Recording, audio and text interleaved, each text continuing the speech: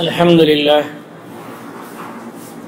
لله كفى وسلام على عباده الذين اصطفى أما بعد فأعوذ بالله من الشيطان الرجيم بسم الله الرحمن الرحيم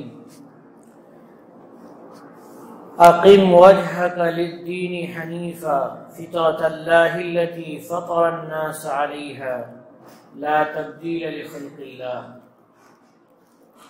صدق اللہ العظیم۔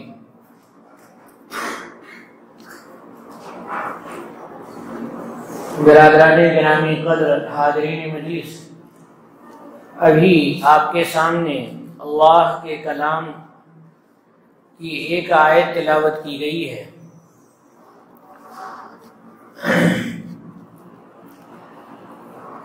اس کا ترجمہ ہے کہ اللہ تعالیٰ نے تمہیں ایک خاص ڈھنگ پر پیدا فرمایا ہے، اس لیے اپنے چہرے کو اللہ تعالیٰ کی طرف بالکل سیدھا رکھو۔ عقیم کے معنی سیدھا رکھو، وجہن کے معنی چہرہ۔ اپنے چہرے کو اللہ کی طرف بالکل سیدھا رکھو۔ للدین حنیفہ، کاہے کے لیے سیدھا رکھو؟ دین کے لیے سیدھا رکھو، کہ دین یہ صراط مستقیم ہے، اور صراط مستقیم پر چلنے کے لیے آدمی کو سیدھا رہنا پڑے گا۔ سیدھا رہنے کا مطلب کیا ہے؟ رسول اللہ صلی اللہ علیہ وسلم نے ایک سیدھی لکیر کھینچی اور ایک داہنی طرف بہت ساری لکیریں کھینچی اور بائیں طرف بھی لکیریں کھینچی، اور رسول اللہ صلی اللہ علیہ وسلم نے فرمایا کہ ھذا صراطی مستقیم فاتبعوہ، یہ میرا سیدھا راستہ ہے، اس کی اتباع کرو، اس پر چلو۔ اور یہ جو کنارے کنارے راستہ ہیں یہ شیطان کے راستے ہیں۔ اگر تم شیطان کے راستے پہ چلو گے، یہ شیطان تمہیں صراط مستقیم سے دور کر دیں گے، کیونکہ سیدھا راستہ ہے، حلال کا راستہ ہے۔ شیطان حرام کے راستے پہ چلائے گا، شیطان نفس کے راستے پر چلائے گا، شیطان اللہ کی نافرمانی کرائے گا، شیطان رسول اللہ کی نافرمانی کرائے گا صلی اللہ علیہ وسلم، شیطان سود کھلائے گا، شیطان رشوت کھلائے گا، شیطان حرام کام کروائے گا، عبادت سے دور کرے گا، اللہ کی رضا سے دور کرے گا۔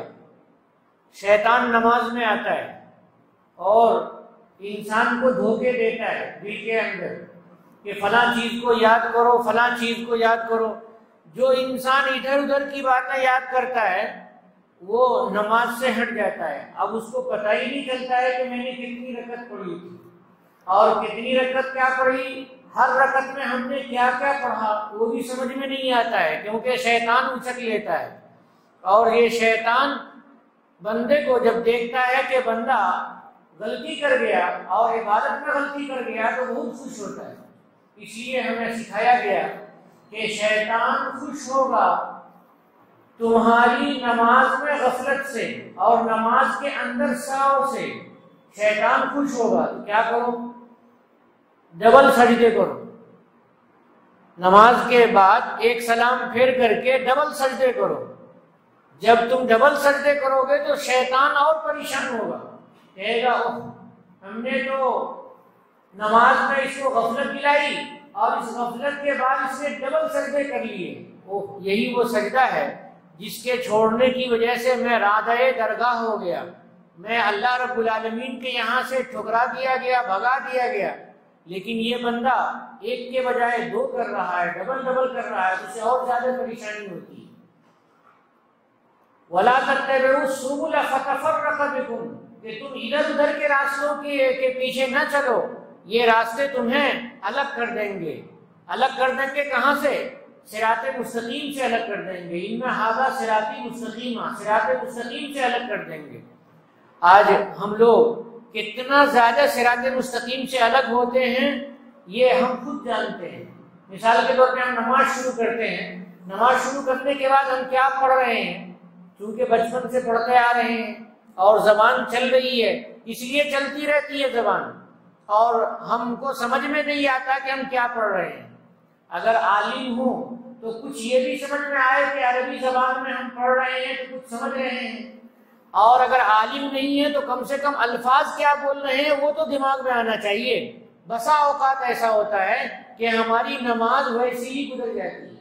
رمضان کا مہینہ ہے، اس لیے بتا رہا ہوں کہ رمضان کے مہینے میں عبادتیں بہت ہوشیاری سے لوگ کرتے ہیں، اس کے باوجود ہم اور آپ جانتے ہیں کہ فرض کی 4 رکعتوں میں ہمارا دھیان کتنی طرف ہوتا ہے، تراویح کی 20 رکعتوں میں ہمارا دھیان کتنی طرف ہوتا ہے۔ اس لیے ہمیں صراط مستقیم پر رہنا چاہیے اور دین مستقیم پر رہنا چاہیے۔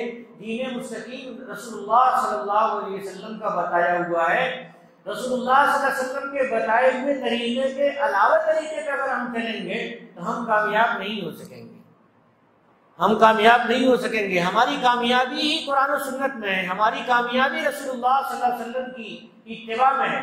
تو ہمیں اپنی نمازوں کا خیال رکھنا چاہیے اور دھیان سے پڑھنا چاہیے۔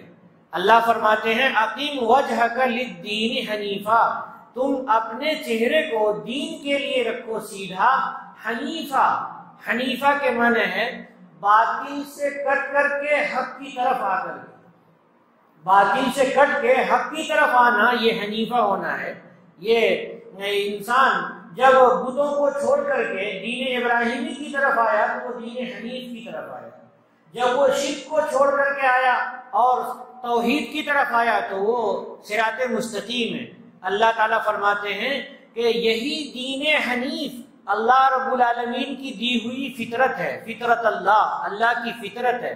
فطرت کا مطلب، فطرت کا ترجمہ لوگوں نے کیا ہے طریقہ، اللہ کا دیا ہوا طریقہ ہے۔ یہ دین کا جو دیا ہوا طریقہ ہے اللہ رب العالمین کا دیا ہوا طریقہ ہے۔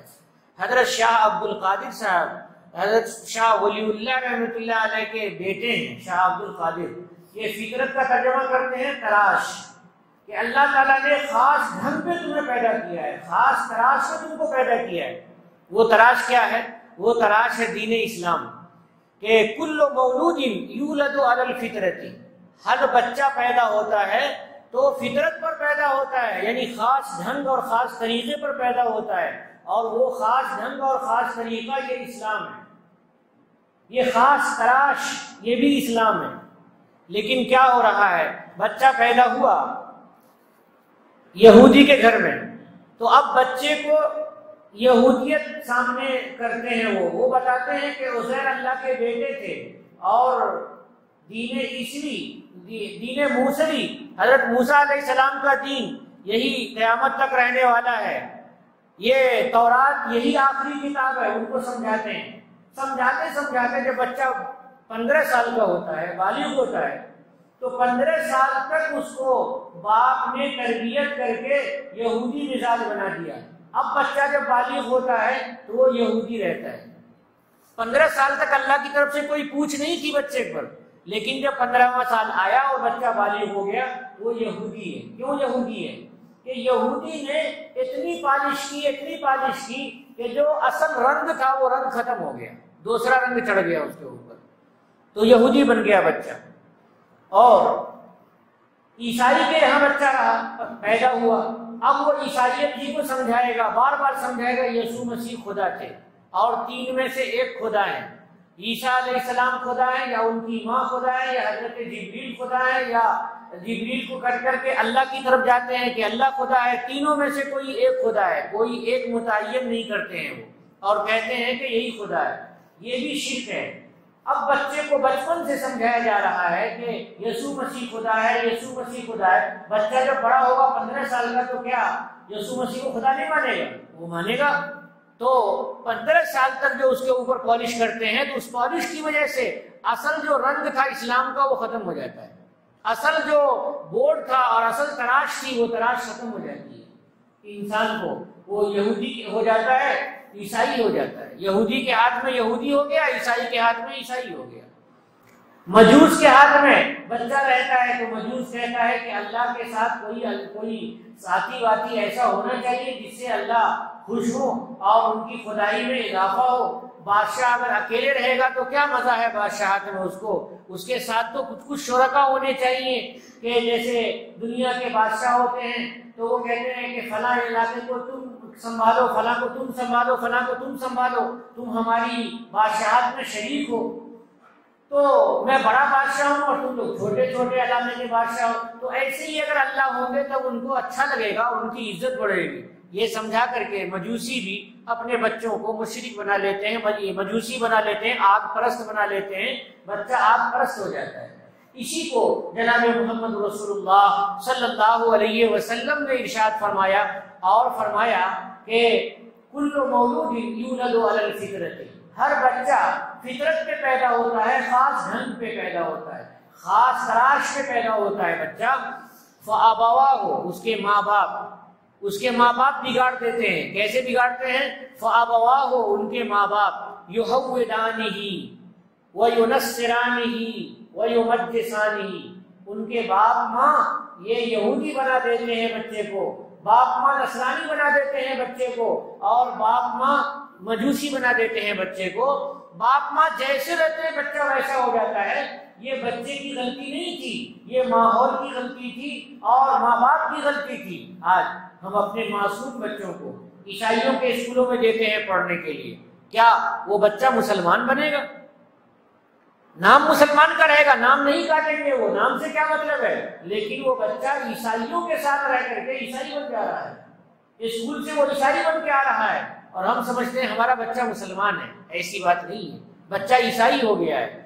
یہودی تو مسلمان بچے کو پڑھنے ہی نہیں دیتے ہیں، ورنہ تو وہ بھی لے کر کے یہودی بنا لیں۔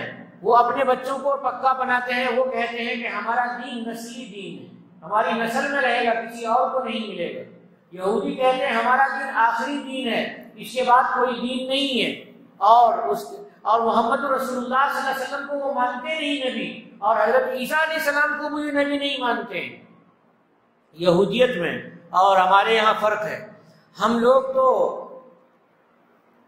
حضرت عیسیٰ علیہ السلام کو مسیح ہدایت کہتے ہیں کہ یہ عیسیٰ مسیح ہیں اور ہدایت کے لیے آئے، اور یہودیوں کے بعد یہودیوں کی اصلاح کے لیے آئے، اور تورات میں جو یہودیوں نے غلطیاں کر رہی تھی ان غلطیوں کو ٹھیک کرنے کے لیے آئے، اور ان کو مستقل طور پر اللہ رب العالمین نے کتاب عطا فرمائی، یعنی انجیل عطا فرمائی۔ یہ ہم کہتے ہیں۔ دجال، وہ مسیح دجال ہے، وہ بھٹکانے والا ہے، گمراہ کرنے والا ہے، فریب دینے والا ہے، یہ قیامت کے قریب آئے گا۔ لیکن غور کیجئے، یہودیوں کے یہاں معاملہ الٹا ہے۔ یہودی کیا کہتے ہیں؟ عیسیٰ علیہ السلام کو وہ مسیح دجال کہتے ہیں، عیسیٰ علیہ السلام کو وہ دجال کہتے ہیں، اور جو دجال آئے گا اس کو مسیح ہدایت کہتے ہیں۔ چنانچہ یہودیوں کے یہاں دجال کا انتظار ہے، وہ بہت انتظار میں ہر دن یہودی کوئی نہ کوئی خواب میں دیکھتا ہے کہ دجال آیا اور یوں کیا اور یوں کیا۔ جب دجال پیدا ہوگا تو اس کا ساتھ دینے والے یہودی ہوں گے، سارے یہودی ہوں گے، اور جب عیسیٰ علیہ السلام آئیں گے، حضرت مہدی آئیں گے، پھر حضرت عیسیٰ علیہ السلام آئیں گے، اور یہودیوں کی پٹائی شروع ہوگی اور یہودیوں کی کٹائی شروع ہوگی، تو یہودی چھپ چھپ کر کے پیڑ کے نیچے چھپیں گے، پیڑ کے پیچھے جا کر کے چھپیں گے۔ وہ پیڑ آج کل یہودی بہت لگاتے ہیں، وہ پیڑ کے پیچھے چھپیں گے تو وہ پیڑ آواز دے گا کہ ادھر آؤ، فوج کو آواز دے گا ادھر آؤ، یہاں یہودی چھپا ہوا ہے، اس کو مارو، یہاں آؤ میرے پیچھے یہودی چھپا ہوا ہے، مارو۔ تو یہودیوں کی خیر نہیں رہے گی عیسیٰ علیہ السلام جب تشریف لائیں گے، کیوں کہ یہودیوں نے دجال کا ساتھ دیا تھا۔ اب عیسیٰ علیہ السلام جب آئیں گے، عیسیٰ علیہ السلام کی انہوں نے اس وقت بھی مخالفت کی تھی، اور قیامت کے قریب بھی وہ مخالفت کریں گے، تو عیسیٰ علیہ السلام ان کی پٹائی کریں گے، اور اس کے بعد حضرت عیسیٰ علیہ السلام کی پوری حکومت رہے گی، اور پورے زمین پر کوئی غیر مسلم نہیں رہ جائے گا، سارے کے سارے مسلمان رہیں گے۔ پھر اس کے بعد گمراہی آئے گی، دھیرے دھیرے دھیرے دھیرے گمراہی آئے گی، اس کے بعد چند گمراہ لوگ بچ جائیں گے، اللہ رب العالمین قیامت برپا فرما دیں گے، تو اس طرح سے دنیا ختم ہو جائے گی۔ میں یہ کہہ رہا تھا کہ اقیم وجہک للدین حنیفا، اپنے چہرے کو دین کے لیے سیدھا کیجیے، جو دین باطل سے ہٹا ہوا ہے، توحید کی طرف ہے، شرک سے ہٹا ہوا ہے اور توحید کی طرف ہے۔ اور یہی اللہ تعالیٰ کی دی ہوئی فطرت ہے، جس فطرت پہ اللہ نے انسانوں کو تراشا ہے، یہی اللہ کا دیا ہوا طریقہ ہے، جس طریقے کو اللہ تعالیٰ نے انسان کو عطا فرمایا ہے۔ اس لیے ہمیں دین کی فکر کرنی چاہیے، ہمیں اپنی اولاد کی فکر کرنی چاہیے، رمضان میں اپنی عبادتوں کی فکر کرنی چاہیے کہ عبادت دین حنیف کے مطابق ہو رہی ہے یا نہیں، عبادت صحیح طور پر اللہ رب العالمین کے استحضار کے ساتھ ہو رہی ہے یا نہیں۔ ہم عبادت کرتے ہیں، ہم غفلت میں رہتے ہیں، بھائیوں یہ غیر مخلصانہ عبادت ہے۔ اپنے اندر خلوص پیدا کرنے کے لیے ضروری ہے کہ اپنا دھیان مکمل عبادت کے اندر ہو۔ جب مکمل عبادت کے اندر دھیان ہوگا تب تو قبولیت آئے گی اللہ تعالیٰ کی طرف سے۔ ہم نماز پڑھتے ہیں اور ہمارا دھیان رہتا نہیں ہے، اور اللہ کے یہاں سے قبولیت کہاں سے آ جائے گی؟ ہمارے اندر نیکی کہاں سے آ جائے گی؟ ہم دعا کے لیے ہاتھ اٹھاتے ہیں اور ہمارا دل غافل رہتا ہے، تو ہماری دعا کہاں ہوگی؟ ہمارا دل جب غافل رہے گا تو کہاں دعا ہوگی؟ حدیث شریف میں ہے غافل دل کی دعا اللہ رب العالمین قبول نہیں فرماتے۔ اس لیے ہمیں اپنے دین کی فکر کرنی چاہیے، اپنی ایمان کی فکر کرنی چاہیے، اپنی اولاد کے ایمان کی فکر کرنی چاہیے۔ اگر اپنی اولاد کے ایمان کی فکر نہیں کریں گے تو ہماری نسل خراب ہو جائے گی، ہماری اگلی نسل اسلام پر باقی نہیں رہے گی۔ بہت افسوسناک بات ہے۔ آج اس مسلمانوں کے لیے سب سے بڑا مسئلہ ہندوستان میں ایمان بچانے کا ہے۔ آج ہمیں دین کو بچانا ہے، دین حنیف کو بچانا ہے، اپنی فطرت کو بچانا ہے۔ اس لیے ہمیں یہودیوں سے بھی چوکنا رہنے کی ضرورت ہے، عیسائیوں سے بھی چوکنا رہنے کی ضرورت ہے، مشرکین سے بھی چوکنا رہنے کی ضرورت ہے، جو مختلف ہیلوں سے ہمارے لوگوں کو کلمہ سے دور کر رہے ہیں، مختلف پیسوں کے ذریعے لالچ وغیرہ دے کر کے وہ عیسائیت کو قبول کروا رہے ہیں۔ آپ کا صوبہ یہ جو تمل ناڈو کا ہے، یہ صوبہ بھی ایسا نہیں ہے کہ دودھ کا دھلا ہوا ہے، یہاں بھی عیسائی آئے ہوئے ہیں اور انہوں نے اپنی مشنریاں چلا رکھی ہیں، اور وہ آپ کے بچوں کو اور آپ کے گھروں کو اچک اچک کر کے لے کے جا رہے ہیں۔ آپ کے یہاں جو اسکول ہے، یہ کون سا پال اسکول ہے؟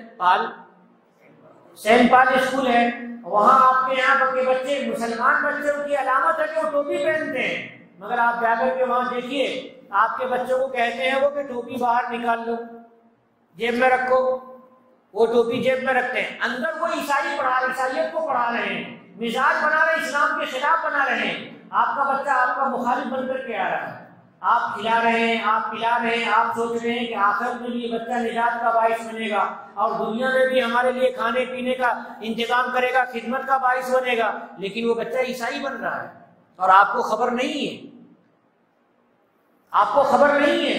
اس لیے بیدار رہیے، آپ سوچئے کہ ہماری نسل کا ایمان کیسے بچے گا، ہماری نسل کا ایمان کیسے بچے گا۔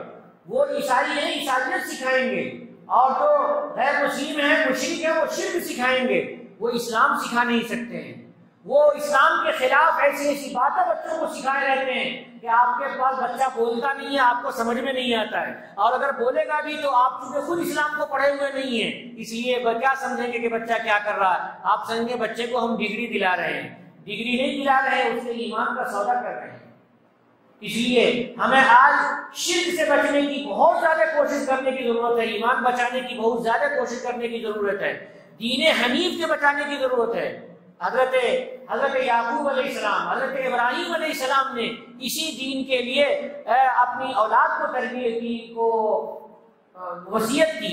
حضرت ابراہیم علیہ السلام نے، حضرت یعقوب علیہ السلام نے، قرآن پاک کی آیت ہے وصى بها ابراہیم بنیہ ویعقوب یا بنی ان اللہ اصطفى لكم الدین فلا تموتن الا وانتم مسلمون، کہ ابراہیم علیہ السلام نے اپنے بچوں کو وصیت کی اور یعقوب علیہ السلام نے اپنے بچوں کو وصیت کی کہ اے میرے بیٹو، اللہ تعالیٰ نے تمہارے لیے دین کو منتخب کیا ہے، اس لیے جب بھی مرنا تو اسلام پر مرنا، اسلام کی حالت میں موت آنی چاہیے، موت کا وقت متعین نہیں ہے، اس لیے ہمیشہ اسلام کی حالت میں رہنا چاہیے کہ جب بھی آئے موت تو اسلام ہم مسلمان رہیں۔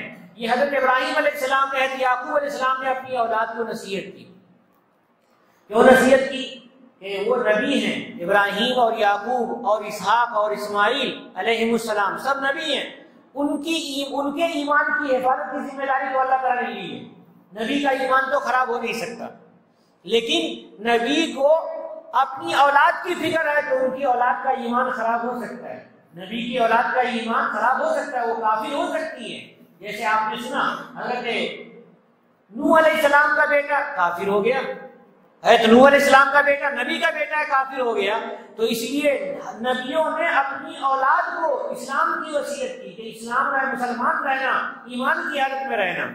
اور ہم اور آپ بچوں کو صرف دنیا کی وصیت کر کے جاتے ہیں کہ یہ تیرے لیے دنیا میں چھوڑ کے جا رہا ہوں، تو یوں کھانا تو یوں کھانا۔ ارے دنیا تو چھوٹی ہوئی ہے تمہاری، اسی فکر تم کیوں کر رہے ہو؟ وہ تو اولاد کھائے گی، لیکن تمہیں جو فکر کرنی ہے وہ اولاد کے ایمان کی فکر کرنی ہے، اولاد کو صحیح طریقے پہ رکھنے کی فکر کرنی ہے، مسلمان رکھنے کی فکر کرنی ہے۔